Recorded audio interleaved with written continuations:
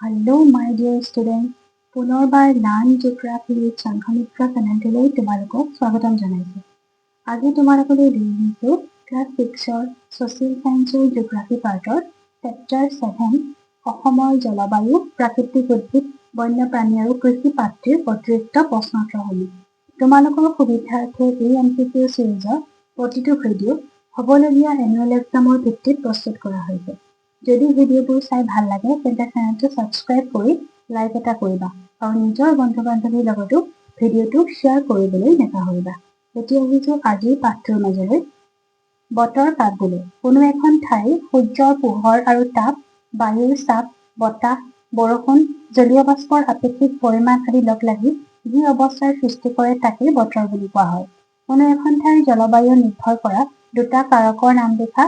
কোনো এখন ঠাইৰ জলবায়ু নিৰ্ভৰ কৰা কাৰক হৈছে ভৌগোলিক অৱস্থান, সাগৰ পৃষ্ঠৰ পৰা ইয়াৰ উচ্চতা আৰু মাটিৰ ঢাল ইত্যাদি। কৰ্কটক্ৰান্তিৰ ৰেখাডাল অসমৰ কোন ৰাজ্যৰ মাজেৰে পাৰ হৈ গৈছে?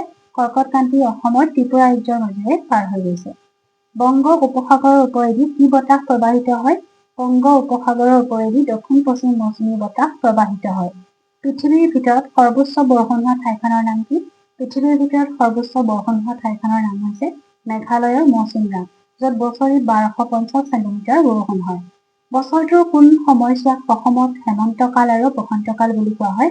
কাতি মাহৰ শেষৰ ফালে আঘোণৰ প্ৰথম ভাগৰ এই ছুটি সময়খিনিক হেমন্তকাল আৰু ফাগুনৰ মাজভাগৰ পৰা বহাগৰ আগভাগৰ এই ছুটি সময়খিনিক বসন্তকাল বোলে। চিৰসেউজীয়া উদ্ভিদৰ প্ৰধান বৈশিষ্ট্য কি?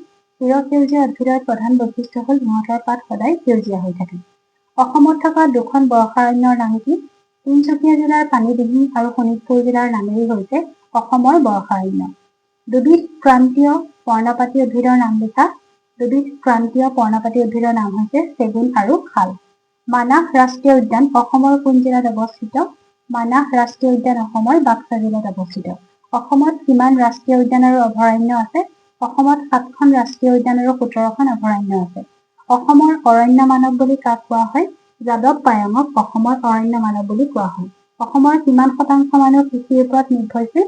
প্ৰায় 90% মানুহেই অসমৰ কৃষিৰ ওপৰত নিৰ্ভৰশীল হোৱা দেখিবলৈ পোৱা যায়। ৰোপণ খেতি কাক বোলে আৰু ইয়াৰ এটা উদাহৰণ দিয়া। বাণিজ্যিক ভিত্তিত কৰা কৃষিক ৰোপণ কৃষি বোলা হয়, যেনে ৰবৰ। গ্ৰীষ্মকালত হোৱা ধূলিৰ ধুমুহাক অসমত স্থানীয়ভাৱে কি নামেৰে জনা যায়? গ্ৰীষ্মকালত হোৱা ধূলিৰ ধুমুহাক অসমত স্থানীয়ভাৱে বৰদৈচিলা নামেৰে জনা যায়।